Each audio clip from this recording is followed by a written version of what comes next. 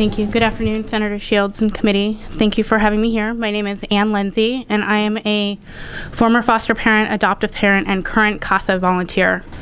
But today I'm here to talk to you about my experience as a foster parent from 2008 until 2012. When we began foster care in 2008, we absolutely loved it. We loved it so much that in 2009, I quit my job as a paralegal to become a full-time foster parent. We worked really well with the parents. We worked really well with DHS. We also did recruiting for DHS in our county. I did not testify, but I spoke at churches, at businesses. I did a radio spot for Clear Channel in support of foster care in the state of Oregon. However, things took a turn in 2010. We had a little boy who we called Guppy, we don't use their real names, who got very ill. And his illness was far outside of our scope, and we were desperate for help. And we called, and we called, and we emailed, and we begged DHS for help, and we got nothing.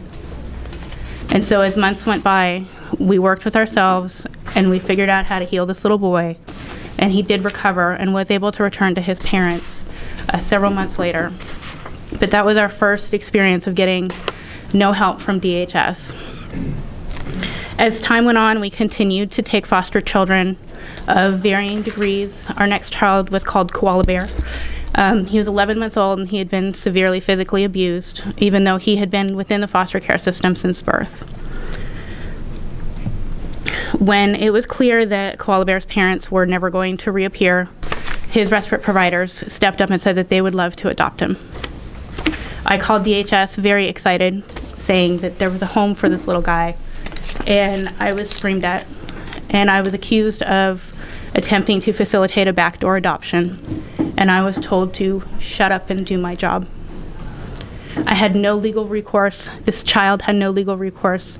This child had no chance of being adopted by a family that wanted him and knew him, despite the fact that he had significant physical and emotional needs. We continued to foster, despite the many slights and stonewalling DHS threw up at us. And I want to be clear that it was not any one person at DHS, and I don't believe that most of the people at DHS are bad people or don't want to help. I think it's the system. So when Koala Bear went home, we decided we needed to take a break. This was now the summer of 2012. We had had 6 children, and we needed to take a break. However, 3 weeks later, DHS called and said that Guppy was back in care. And now he had a little brother. And would we take both of them? And at first we said that we would take Guppy, but we could not take his little brother as we were not set up for infants. And DHS said, well, you take both of them or neither. And so we agreed to take both of them for a few days until they could find a relative placement. And on that Friday, DHS called us and said that they hadn't found a relative placement, but they would surely find one on Monday. And at that time, my husband's back was out, and he could not care for the infant, and Guppy was screaming through the night.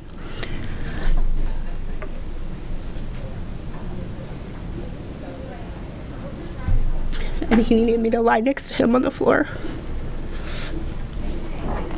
So I couldn't take care of the baby. I had to take care of the 3-year-old because he was so traumatized. And we called DHS and we begged them to let us keep Guppy over the weekend until they found a relative. And I said that I had already found another foster parent who would take the infant, that I wasn't trying to split up the boys, that please, just not another move for this little guy. DHS responded saying that they would just move them to another county. And that afternoon, I sat Guppy down and I told him that he was going to have to go to another home. And he looked at me and he said, "Where are we going, Mommy Ann?" And an hour later, I was buckling him into a DHS van.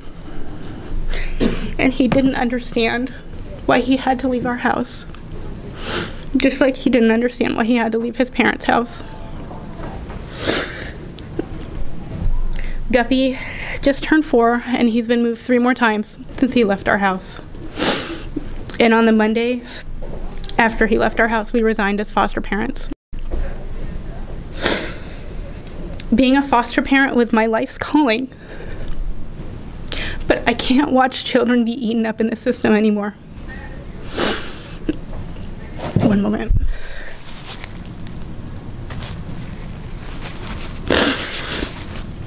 As a CASA, I am provided with twice the training required of foster parents. I have weekly support from my supervisor and continued requests for input from members of the child welfare team. Foster parents are allowed none of these benefits, and they struggle to be given even the basic respect for the professionals that they are. And it is a profession. Despite what you see on TV, you need more than a pulse to be a foster parent. You need specialized training and support and advocacy. And you need to be able to handle the darkness that comes with dealing with the things that people do to children all over this country. It's too late for my family. We'll never be able to go back to foster care. But I hope this committee will muster the political will to stop pretending that foster parents are irrelevant in the child welfare system and give them a place at the table. Thank you. Thank you very much, Ms. Lenzi, for your testimony. Mr. Chair. Ms. Lenzi, I think we have a couple of questions. Oh, yeah, sorry. I don't have a question, but your testimony was very powerful. Thank you. And I want to thank you for the care that you did give Guppy. And I know that there was a ruling that was made to keep the kids together, but the emotional attachments that are formed, I mean, you did represent that very well. So thank you for what you did. We would have adopted Guppy in a second. Thank you.